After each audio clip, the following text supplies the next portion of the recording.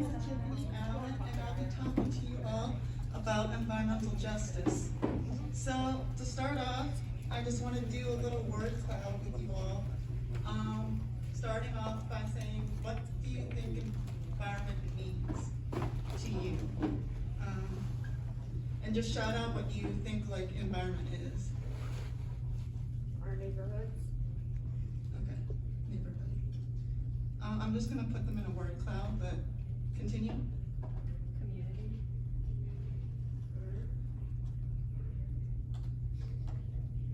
Sorry, can you say that again? Okay. More colloquially, it could be like the people you surround yourself with. Okay.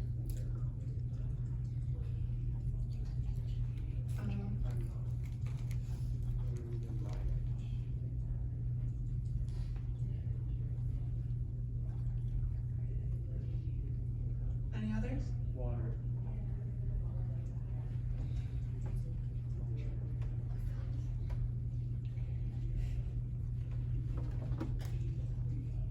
Home.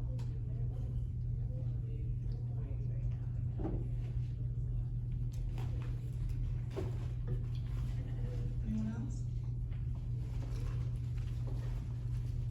No?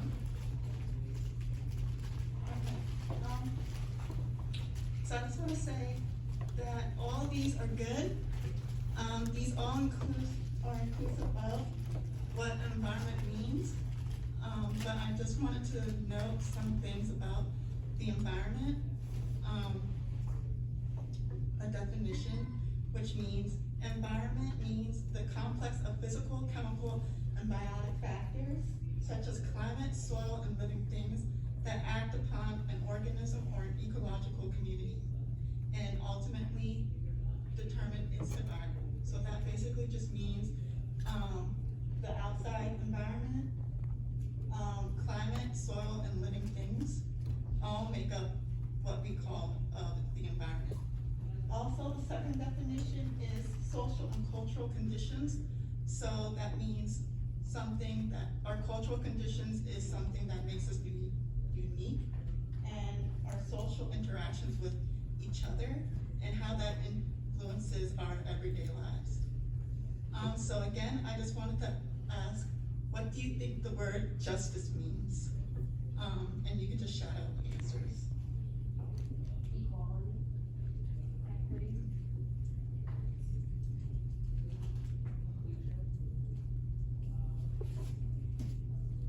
Right.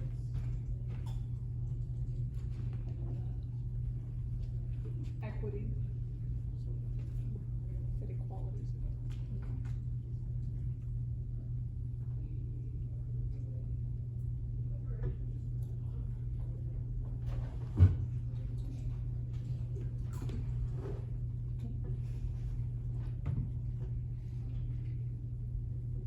Any others? Okay. These are all good. I just wanted to know the definition of justice, which is the quality of just and impartial or fair. And a second definition is the principle or ideal of just dealing or right action, meaning being fair, inclusive to everybody. And another definition is righteous. And the last one is the quality of conforming to law. So based off of what you guys said about environment and what you guys said about justice, what do you think environmental justice would mean? Anybody? Yes. Things like fair, like equal water quality for people in all neighborhoods in the city. Yes. Anyone else? Yes. When we're addressing environmental issues, we should make sure that those solutions are equitable and applying to all communities and serving all communities based on their needs. Right. Yes. And building on that, taking into account how the legacy of different like social norms within different societies would affect how people are affected by the climate. Right. Anyone else? Okay, yes, those are all good answers. I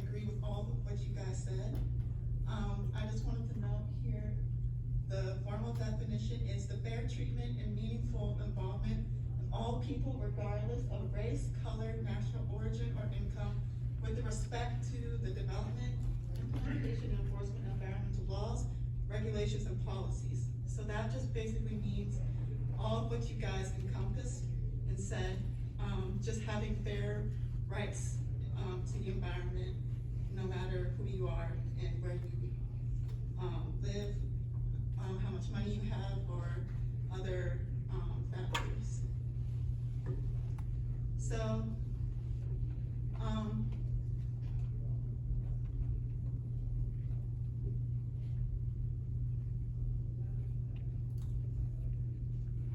so that was just a little activity I wanted to do to introduce what environmental justice, the meaning, and I just want to go back and do some background on environmental justice.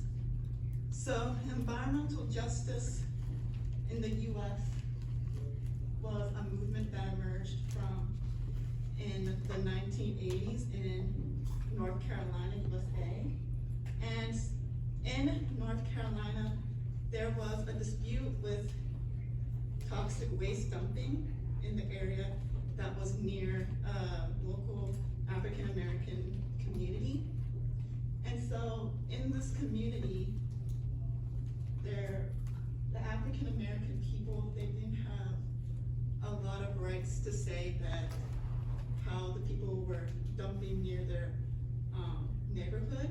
And so that's why long time ago, environmental justice wasn't even a term used back then, but now, because of this,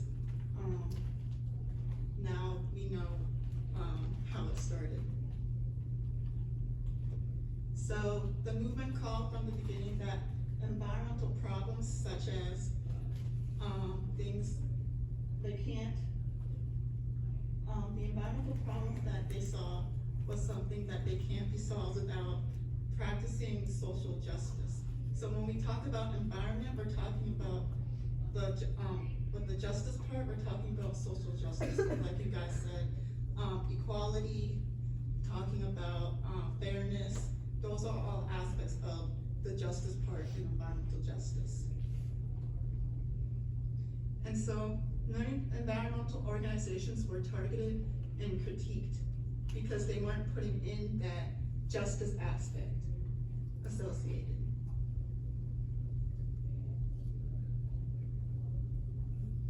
So I just wanted to break down what environmental justice really means more in depth. So when we talk about environmental justice, we're talking about neighborhoods and where people live, work, and play. And so really that all just depends on your environment. And so that is all encompassed with the fact of we want our neighborhoods to be free of unhealthy materials. And so when we talk about unhealthy materials, we're talking about, like you guys said, we want clean water, we want to breathe clean air, and we want to have homes that are not filled with lead. And so we can all see that unhealthy materials can cause illnesses and sometimes even death. So, well, where are we talking about these unhealthy environments?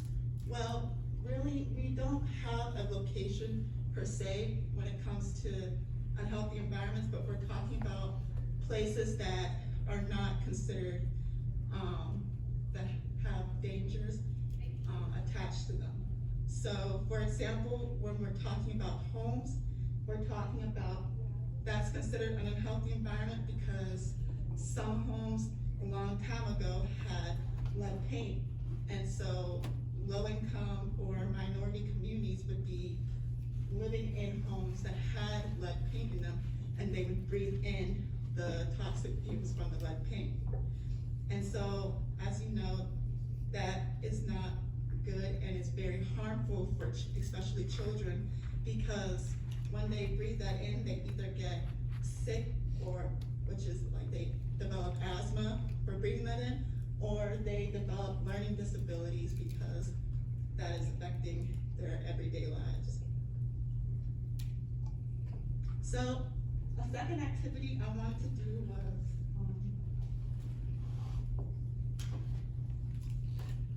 now that we know what environmental justice is, I wanted to do an activity with you all. So I'm gonna pass out some stories, or I'm gonna pass out some examples of environmental justice, and I want you to answer some of these questions here that we see on the screen.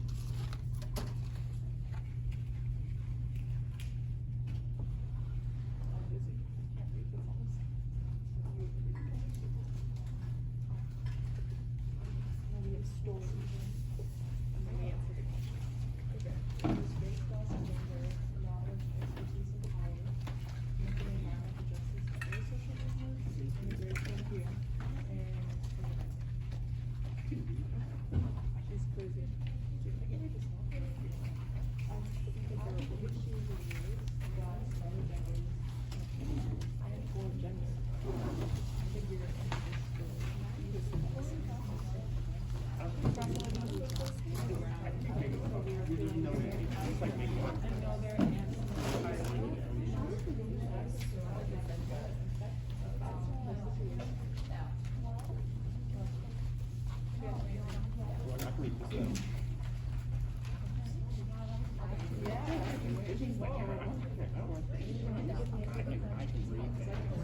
Yeah, exactly.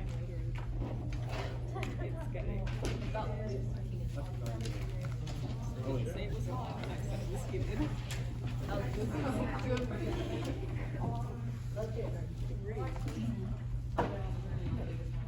Teresa DeAnge's story. Teresa DeAnge is a small Central Valley town where she sells her husband children and has grandchildren nearby. She began our interview by telling a story she often tells settings. This story involves a large-scale pesticide purchase in Earl Lamar, her hometown. While she was riding errands in a nearby town, a toxic pesticide drifted into town from an agricultural field about a quarter-mile away from her home. She came home to find the sheriff standing at her front gate and her husband telling her they need to leave the area. Then they bundled up the car and left town. Meanwhile, neighbors and the other people from her hometown were undergoing the contamination process. The sheets of paper that I placed on your desk or tables are just examples or scenarios of people who are doing environmental, who are considered to be stories of environmental justice. So right now I just want you to answer two questions from each of the different headings you see. One says race, class, and gender. One says knowledge, expertise, and power. One says linking environmental justice to other social movements, immigration, and organizing. And I just want you to see if you see any of those aspects in the stories that you see on your tables. Izzy, I need your assistance. What do the questions say? Read the story.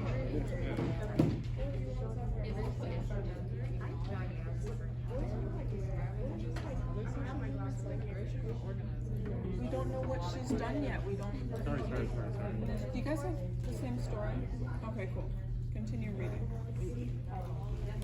6 people who were vomiting and experiencing other acute symptoms of pesticide poisoning were taken to local school, made to take their clothes off with little kerosene sprayed down a fire hose and they told no. Some of them didn't even get their hair wet. One woman didn't want to take off her clothes because her children had never seen naked before. She said, "Where's my rights? Where's my rights?" And was told, "Lady, you've lost your rights tonight." She wouldn't take off her underwear, so they yanked it off themselves. The ambulances had not yet arrived, and people were told to stand in small carts until they were eventually transported to various area hospitals. With their children's names written on their stomachs. At the hospital, the doctor called poison control and was told that there's nothing wrong, and for everyone to just go back home and try to avoid getting re-exposed. They were given back their pesticide-covered clothes to our home. 2 more drip incidents in other valley towns followed soon after. Teresa visited these towns to assess the impact herself and get involved in dealing with the accompanying problems. During this time, she formed a community group in her town to help resolve the problems caused by the pesticide poisoning. Though the connections she made with regional pesticide organizations, she was soon hired to be the Central Valley representative of the statewide pesticide control nonprofit. Teresa's family escaped heavy exposure and did not have to experience deep contamination problems firsthand. Nonetheless, Teresa became a town spokesperson who articulated that stories to broader audiences and sought solutions to widespread problem of pesticides in Central Valley. Teresa then said she had really been dealing with pesticide problems for years with the event in her life. Often complaining the farmers and borders her home, and local government officials that she was her experience. She also described how she worked and done earlier as she had fought for the rights of prostitute houses. You guys are on your I'm on my phone research.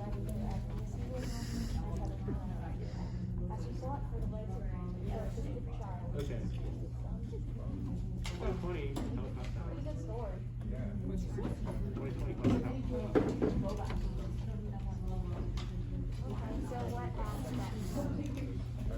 tell us about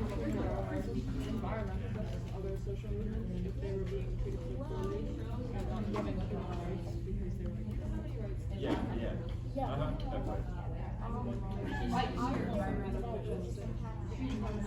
were Who worked Aboriginal non-contact and legal assistance or help solve a problem.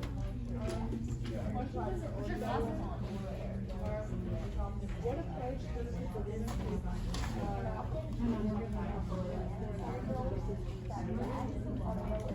what social, cultural, or economic factors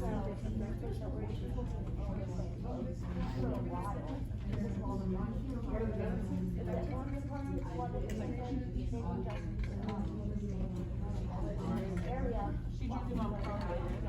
Yeah. It's your experience doing that, like it's not good for a child. She thought that their child was not good for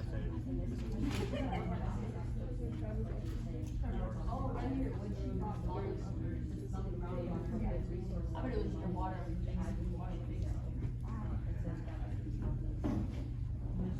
Environmental justice or social expression is what similarities do you see between your that people losing access to their land.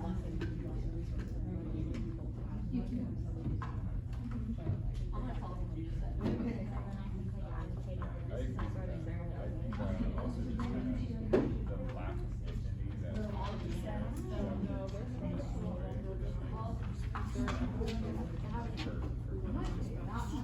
dignity that community member. No, I don't.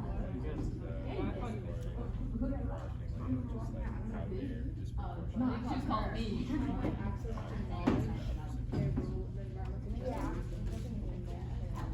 So the doctors came out with they didn't know what to do, but they are doing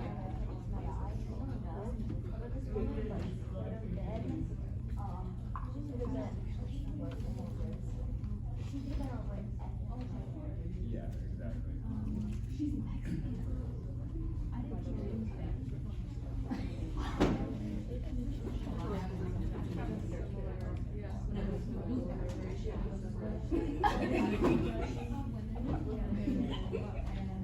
So the answer is because we clean the water. That's short to the brand.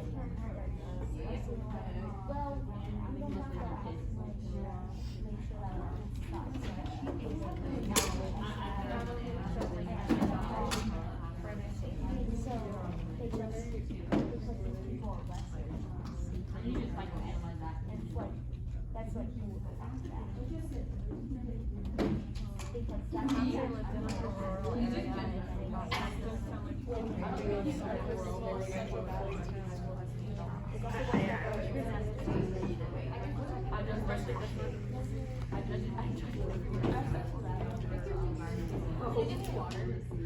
it said toxic pesticides drifted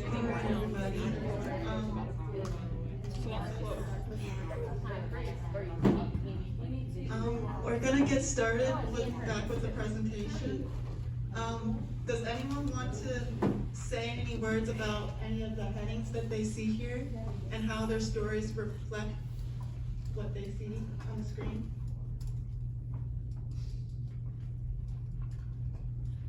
Yes.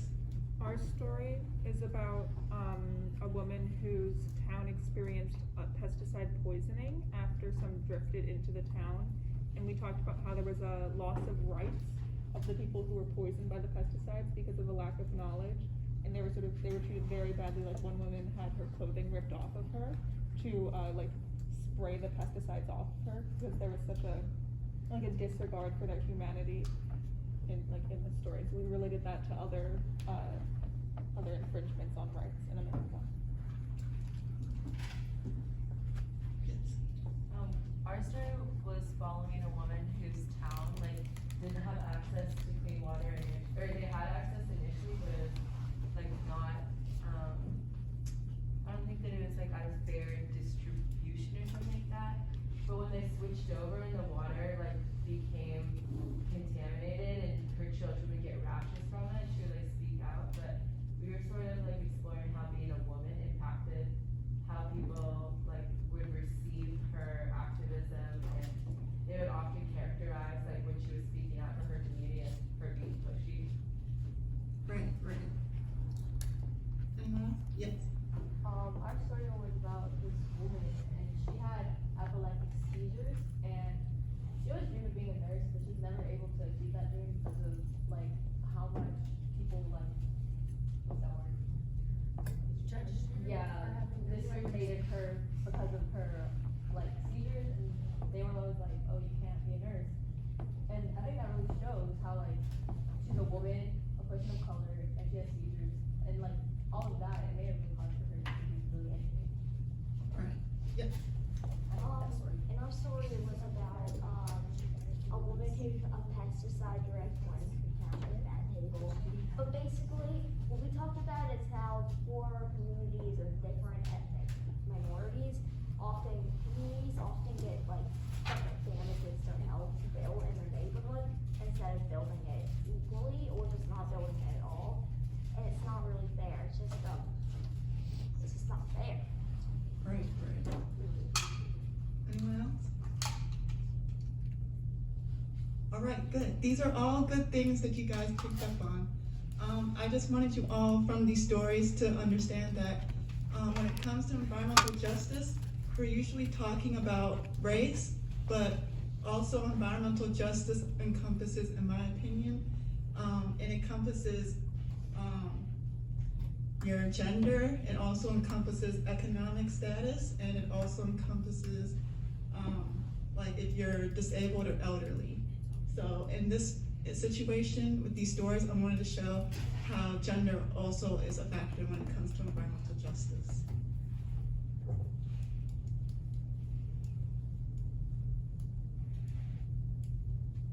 So usually when we talk about environmental justice, we're talking about environmental justice and environmental health. So I just want to briefly talk about that for a second. So when we're talking about environmental health sciences, we're talking about how environmental justice is framed in the terms of healthy risks. So like you were saying, with the stories that you read, the woman was with the pesticides and then the unclean drinking water. Those are two things that are rooted in environmental health. And so the primary goal is just to identify what those populations are dealing with and how they're considered higher risk. And it's necessary that they can mitigate and take action. And so we obviously see that people in lower economic status are people who are considered poor or are disproportionately known to be people of color, and they are seen to be exposed to more environmental pollutants and are more susceptible to related health effects than the general population. And so I'm not going to read all this, but I just wanted to note that here in PA, we see that come up when it comes to environmental justice. When it comes to industrial facilities, they're usually placed in minority and low-income communities as they are seen as the typical targets to have these facilities placed in, because obviously they're race and because they don't have a lot of money, so they can't speak up against themselves. So those are problems that these communities have to face.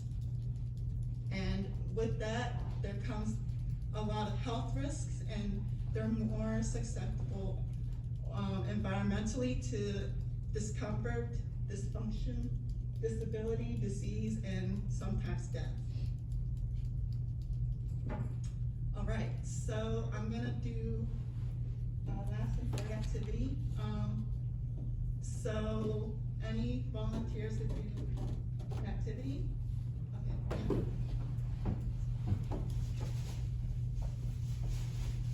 So I just want you to sit down on this mat for me. Hey, Tiffany, Yeah. would you mind bringing the mat into the middle so we can all see him? Yes. Thank you.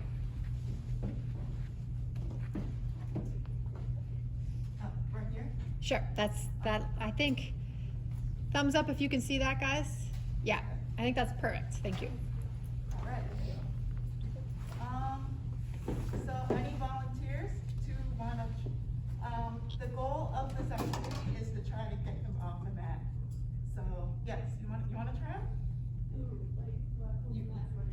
Yeah, try to pull the mat from underneath. Psychological. Try to put the mats bigger so because to coordinate, but I guess I didn't. But you can try to like pull the mat from underneath. Bro, you got this. Yeah, pull it.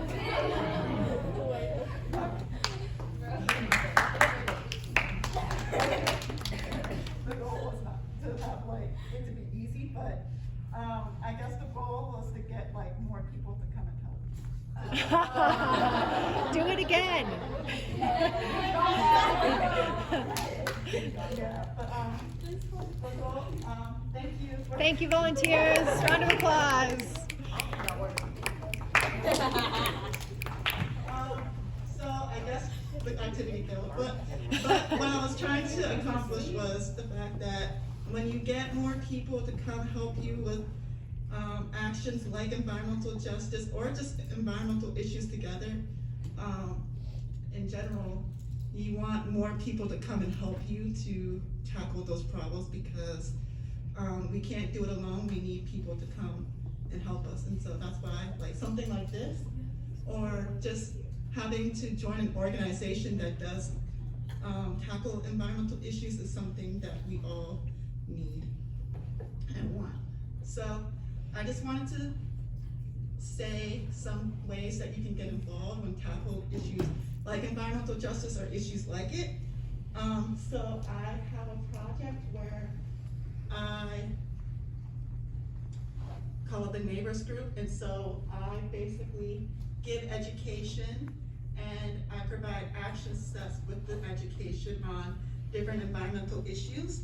And right now it's under construction, but I'm just doing events like this, trying to get my face out there and also talk about other events that other organizations are doing in the Pittsburgh region. And I'm also part of the Sunrise Movement Pittsburgh. Sunrise Movement Pittsburgh is an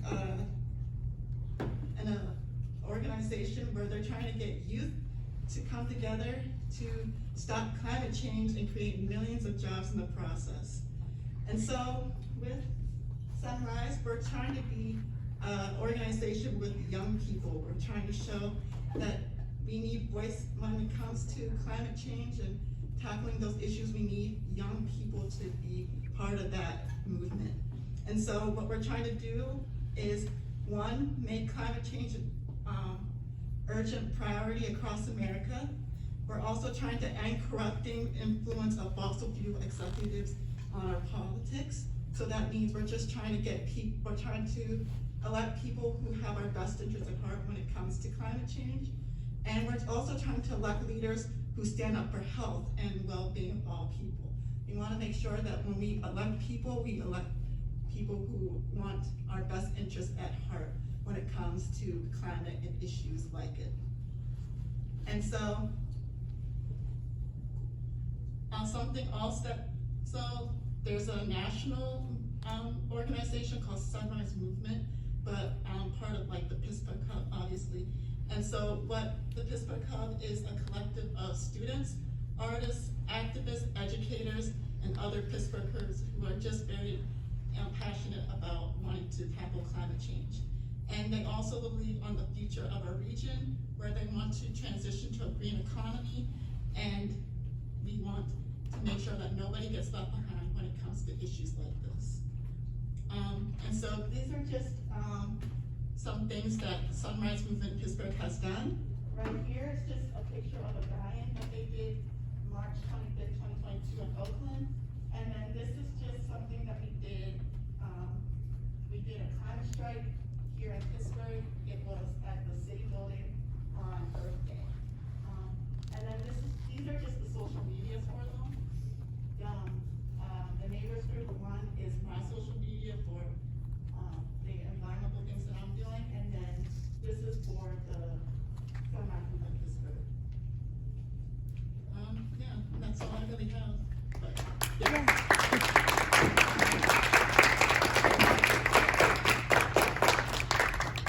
So Tiffany, thank you so much. This is informative and wonderful. And if we did want to get involved in the Sunrise Movement Pittsburgh, for example, what's the best way to do it?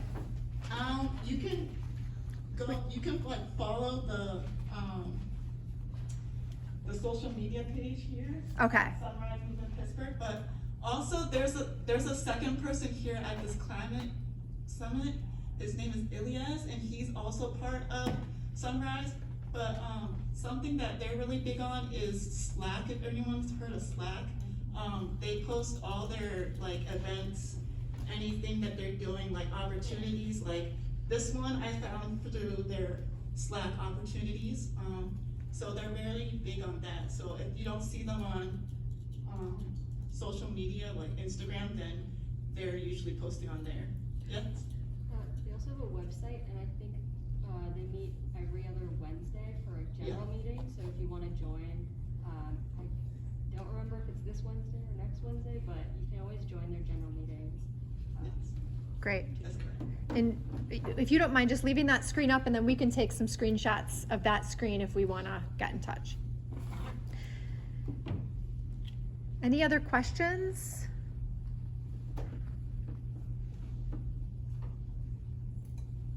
So because we have about 10 minutes of this breakout session left, Tiffany, if it's okay with you, what I would love to do is just at our tables, pose one question to our table groups, and we can discuss it together. But the question would be, do you guys see any evidence of environmental injustice around us, in our own neighborhoods, in our schools? So personalizing it a little bit. And then the second question would be, what do you want to do about it, or what do you see other people doing about it, or what types of solutions could we propose together at our table groups, just to give each other some ideas? Okay, so is that okay with you, Tiffany, if we just do a really quick reflection to make it personal before we break off? Okay, great. So the first question would be, what evidence do you guys see in your own neighborhoods of environmental injustice? And then secondly, what type of solutions could we propose? Okay, yeah, Aiden. Black people in one of my neighborhoods I live in are usually more impoverished than white people, mostly because they have had history of being treated super badly by whites, and so they don't really own property, so they can't build up money that well, so they just get less learning. It just becomes a cycle over and over again of learning less, living worse lives, not having as much money, getting more impacted by climate change, and it just continues forever unless we do something to change that. And the system's in place. It's called systematic racism, and it needs to be eradicated forever. I love it, Aiden. So that's a perfect example. Well, let's do it in small table groups, okay? So you guys can all have a chance to talk with each other at your tables. And we only have about 5 minutes left, but it would be neat to hear a little bit what you guys have seen and any ideas for what we can do about it. Okay? Thanks, everybody. Every day is taken.